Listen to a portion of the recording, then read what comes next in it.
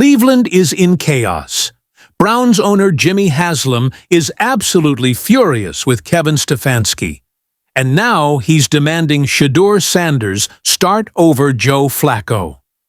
This shocking ultimatum could change the Browns' season overnight. So let's listen. My insider's saying that there's strife in the building. Tony wrote about it too today. He must have got the same stuff.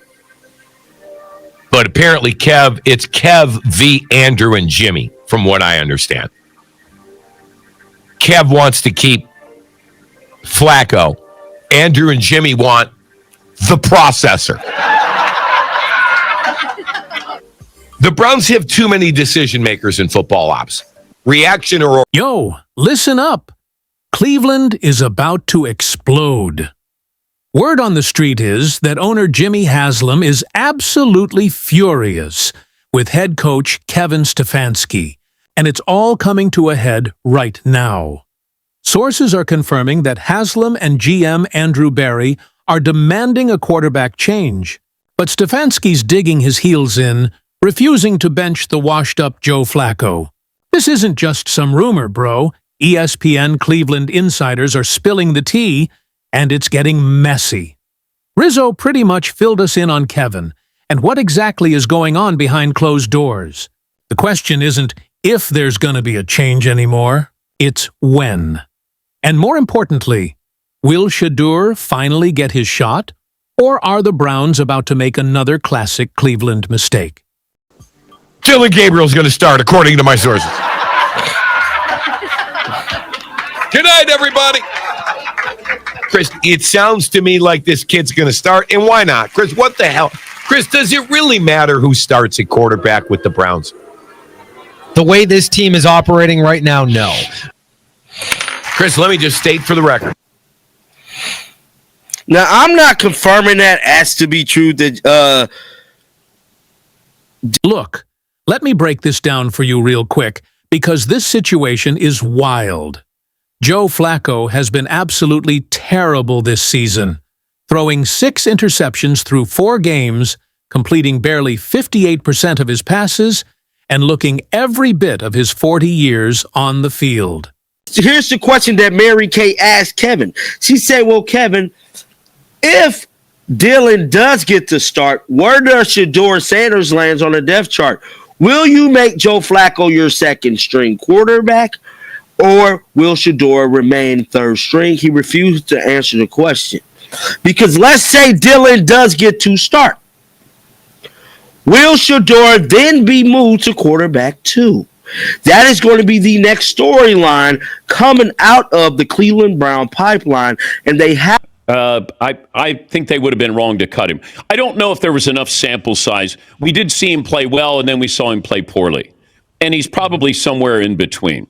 He's like all other college quarterbacks. They try to be the college quarterback in the pros, and you can't do it.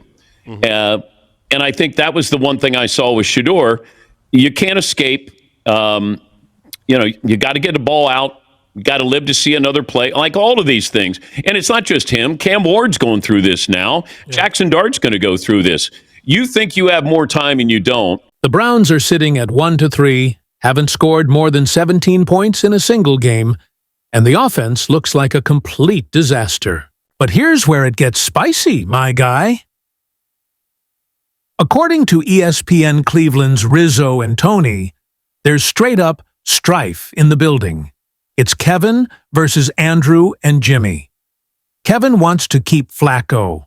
Even with that, I know you said that Cleveland doesn't really build a quarterback, but the experience factor, how much do you think that really would weigh in versus Shedeur sitting for X amount of years if he would have went to Baltimore or Philadelphia? Well, Flacco is not going to be there next year, I wouldn't think. But they have 2 first-round picks in what is supposed to be a quarterback-heavy draft. I don't even know if he's going to get an opportunity with Cleveland. But I think being in an organization, to understand an organization top to bottom, to learn how to be a pro and watch whether it was Jalen Hurts or it was going to be Lamar Jackson. While Andrew Berry and Jimmy Haslam want to put in the processor, And we all know who that is. Now, you might be thinking, wait, didn't they draft 2 quarterbacks? Yes, and that's where this gets even more complicated.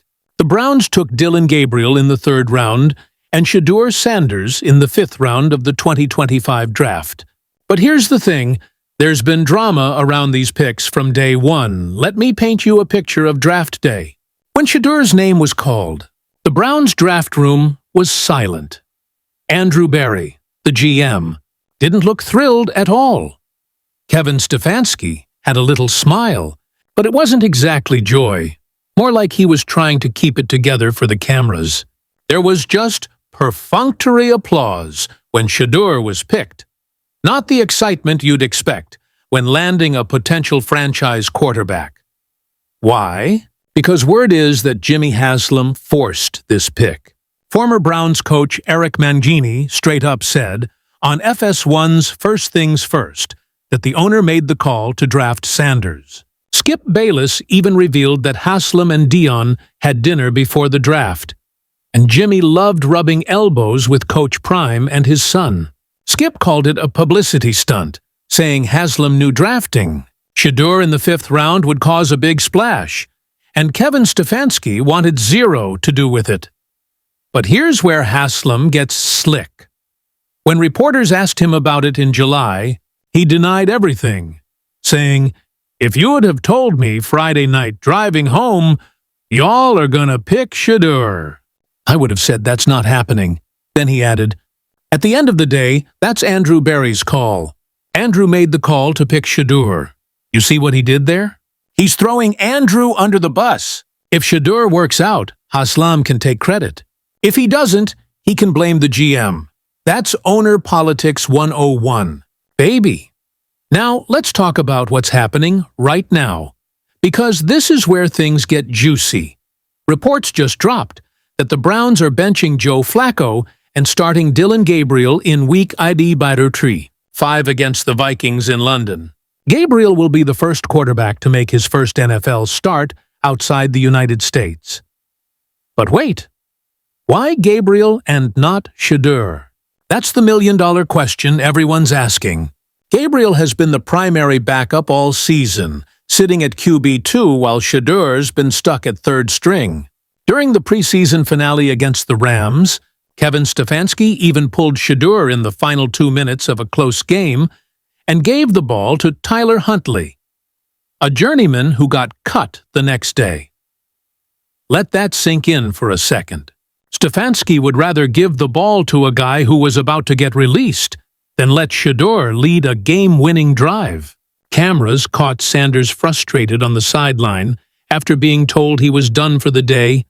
When asked about it, Stefanski said, "I don't concern myself with outside types of things, but I'm committed to his development, just like all of our rookies." Translation? I'm doing what I want, and I don't care what you think. But here's the real tea, fam. Sources say that Andrew Berry and Jimmy Haslam are pushing for Shedeur to get a shot, but Kevin Stefanski is blocking it at every turn. And get this, when Mary Kay Cabot asked Kevin point-blank, if Dillon gets to start, where does Shedeur land on the depth chart? Will you make Joe Flacco your 2nd-string QB, or will Shedeur remain 3rd string? Stefanski refused to answer the question. Why would he dodge that? Because he knows what everyone else knows. If he admits Shedeur should be QB2 over a 40-year-old Flacco, then people will start asking why Shedeur isn't starting, period. Let's be real for a second. The draft rankings don't lie. Mike Greenberg went on ESPN Cleveland and said, "There is not one draft analyst who rated Dillon Gabriel ahead of Shedeur Sanders. Not one." He added, "The idea that all of a sudden we've decided he can't play, there's not one person who hasn't rated him higher." Skip Bayless went even further, saying, "Dillon Gabriel is a little better than Tua, and he's right out of the Tua mold. The things people are saying Dillon Gabriel does well, processing and all that stuff, are exactly the things people were telling me that Shedeur did well." You're going to learn from a lot of different people there, And I thought that might have been a better avenue. Instead of being in an organization that is not good at developing quarterbacks, ownership hasn't been good, team hasn't been good, you get bad habits. And I think being in a good organization and understanding top to bottom would have been more important. But I think he'll get a chance. I just don't know if you get a chance for a bad team, then people say, yep, see, told you he couldn't play. Yeah. Right. Well, see, with that, hearing that he did not want to go to the Baltimore Ravens was a definite head scratcher.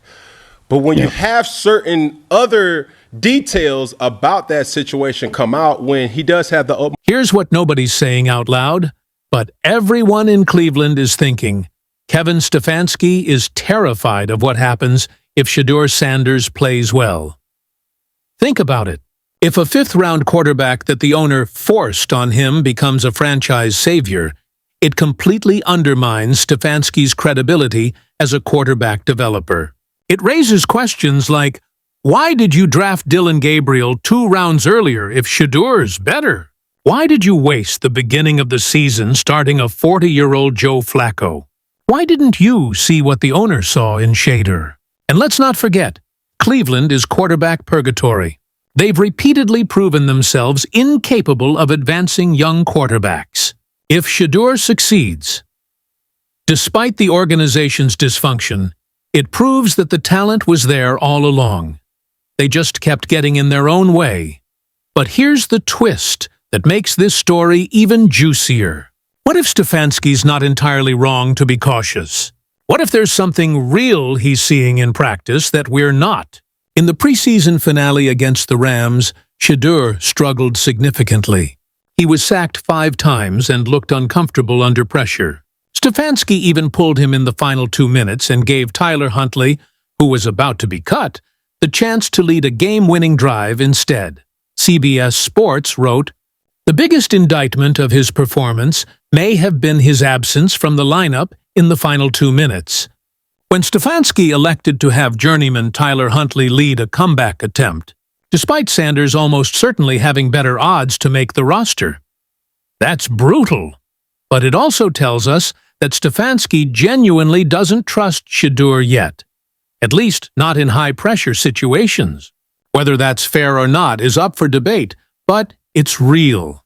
At the end of the day, Cleveland's sitting at 1-3, their offense is broken, and they've got a potential franchise quarterback collecting dust on the bench.